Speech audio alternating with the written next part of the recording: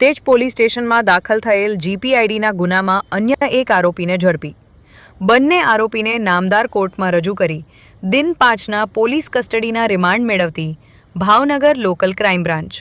અહેવાલ જાહિદ સૈયદ. રિપોર્ટ શાહરૂખ ખાન પઠાણ, ભાવનગર.